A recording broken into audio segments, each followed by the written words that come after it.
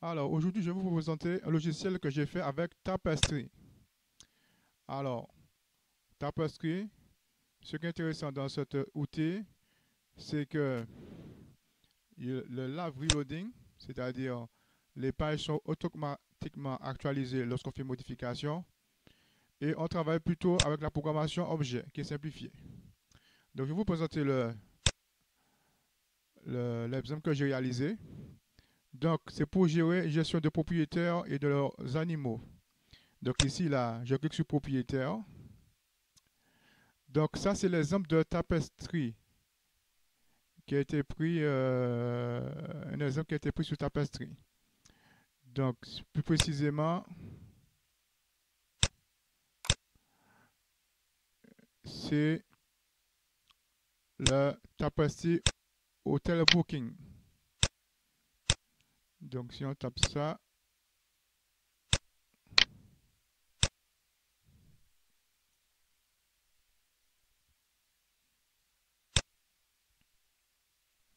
voilà. Donc, c'est cet exemple-là que j'ai modifié pour faire coïncider avec l'exemple de Timberleaf. Puis cela, donc, voici le logiciel. Donc, je vais créer un nouveau propriétaire. Donc, je mets par exemple David, Georges. On valide. Voilà. Donc là, on peut faire une recherche suivant un mot qui se trouve dans, dans le nom ou le prénom. Voilà. Après, donc on va cliquer sur les détails. Donc, on peut éditer. David Fred, par exemple. Voilà. Donc, c'est actualisé. Bon, on va ajouter un animal. Alors, avant d'ajouter un animal, il faut créer des types d'animaux. Donc, je vais créer, ajouter un type. Donc, je vais mettre chat.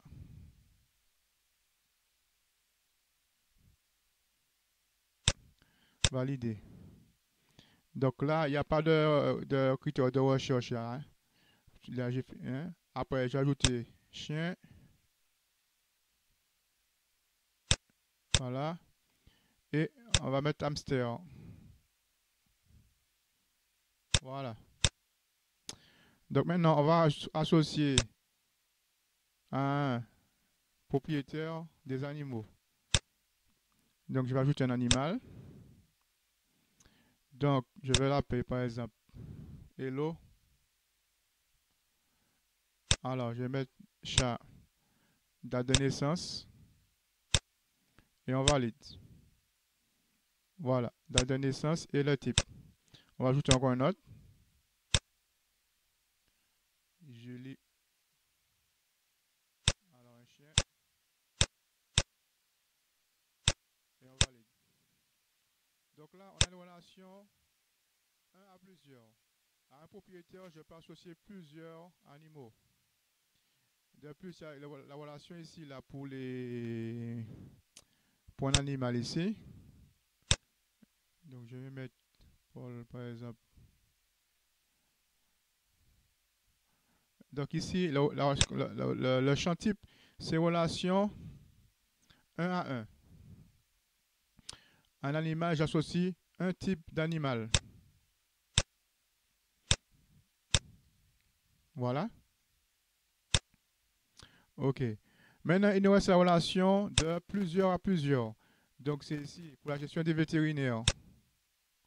Donc je vais créer un vétérinaire. Donc je mets par exemple David, par exemple. Alors, les spécialités. Donc, c'est un select avec plusieurs choix possibles. Voilà. Donc, je peux supprimer un choix. Voilà. Et je valide. Donc là, c'est relation à plusieurs. Déjà, un vétérinaire, je peux aussi associer plusieurs spécialités.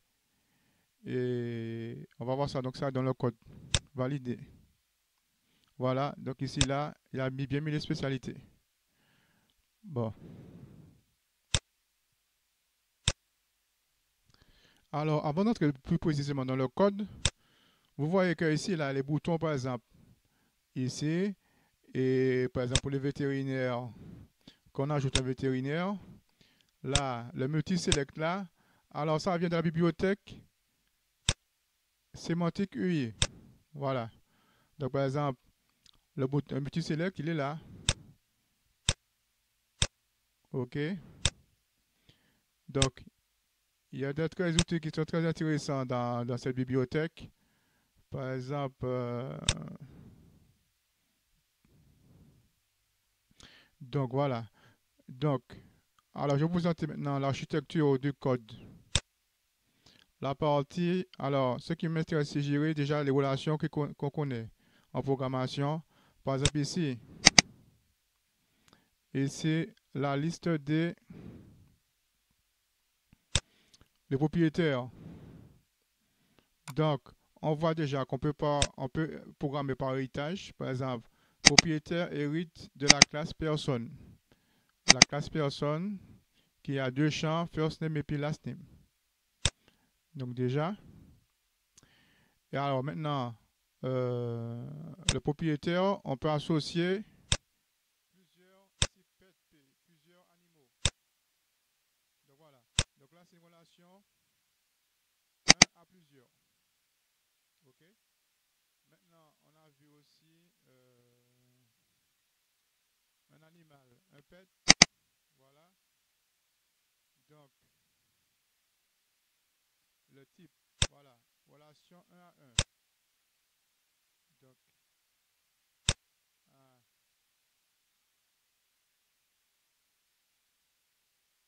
donc un pet, j'associe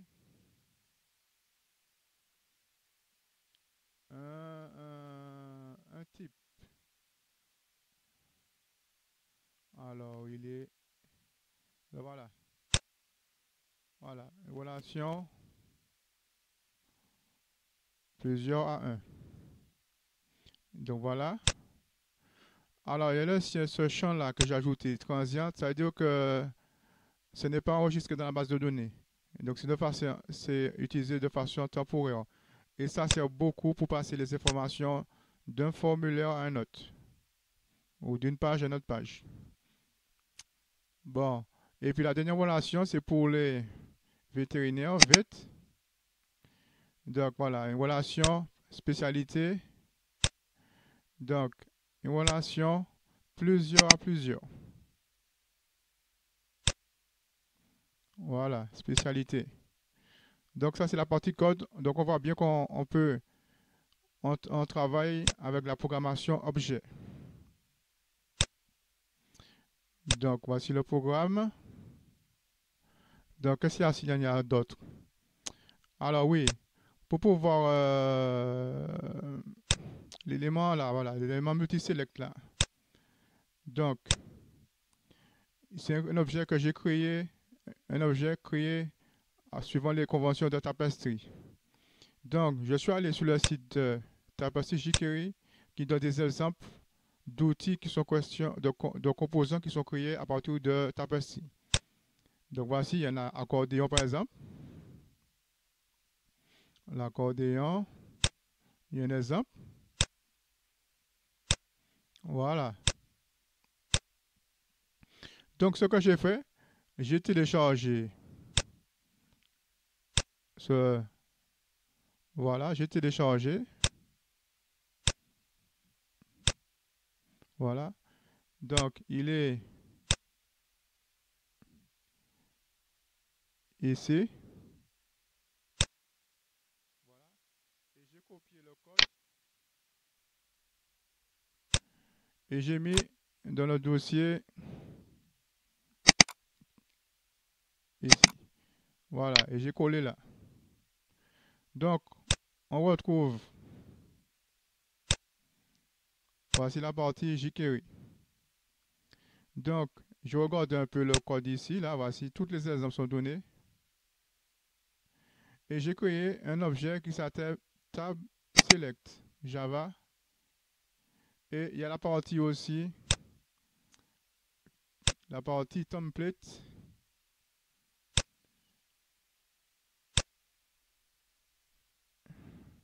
qui est là. Euh, voyons si c'est là. Voilà. Alors, je vais vous présenter la programmation du Tab Select. Alors, déjà, il faut que... Pourquoi j'ai téléchargé Tapestry jQuery? Parce que tous les composants que j'ai créés dans ce dossier-là seront initialisés. Donc, c'est pour ça que j'ai mis le mien ici. Bon, alors, les composants héritent de différentes classes. Par exemple, le composant dialogue ici, par exemple, il hérite de client élément. Donc, il y a une façon de construire les éléments. Moi, le tab select, il hérite de... Alors, où est-ce qu'il est?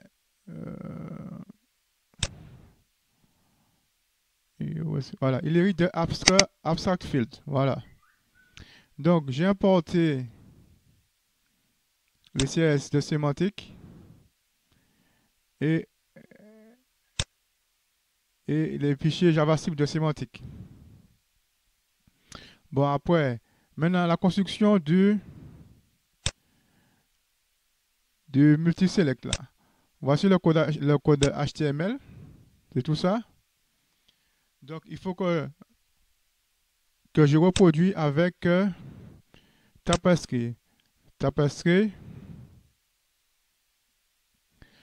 Voilà comment on construit des éléments HTML. Voilà. Donc, par exemple, ici, UI multiple Dropbox, qui est bien. Voilà. Donc, c'est pas compliqué. Ici, là, donc, j'ai créé un objet de type div. Maintenant, la classe de cet objet, ce sera tout ça. Après, je crée un objet de type input. Le nom, ce sera tag. Et le type, ce sera hidden. Voilà.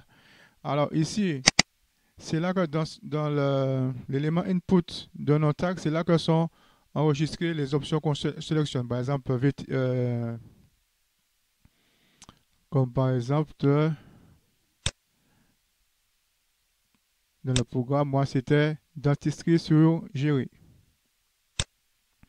Donc, c'est dans ceci que sont enregistrées les options. Bon, après, donc quand j'ai créé envoyer ces options, il faut les envoyer. Alors, donc le formulaire de soumission, c'est ici. Donc, on soumet. Dans la requête, il va chercher un paramètre qui s'appelle tag.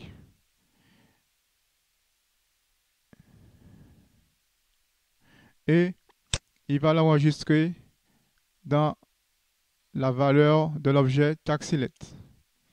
Donc après moi, dans le formulaire de création du vétérinaire, il faut que je récupère cette valeur qui a été créée. Donc déjà, dans le formulaire, j'ai créé un objet de type tag select et la valeur, je la sauvegarde dans un objet de type transient spécialité, qui est de l'objet vétérinaire. Donc ça, transient, ça veut dire que ce n'est pas sauvegardé dans la base de données. Donc, quand j'envoie le formulaire, je récupère la liste des options ici. Donc, je regarde si cette liste est vide ou non. Si elle n'est pas vide, je vais découper suivant les virgules. Donc, et à chaque texte, j'associe une spécialité que j'enregistre dans la base de données. Et après, j'associe cette spécialité au vétérinaire en cours. Voilà. Donc ici, vous avez vu comment de façon simple, on peut associer à un vétérinaire plusieurs spécialités. Merci de votre attention. À bientôt.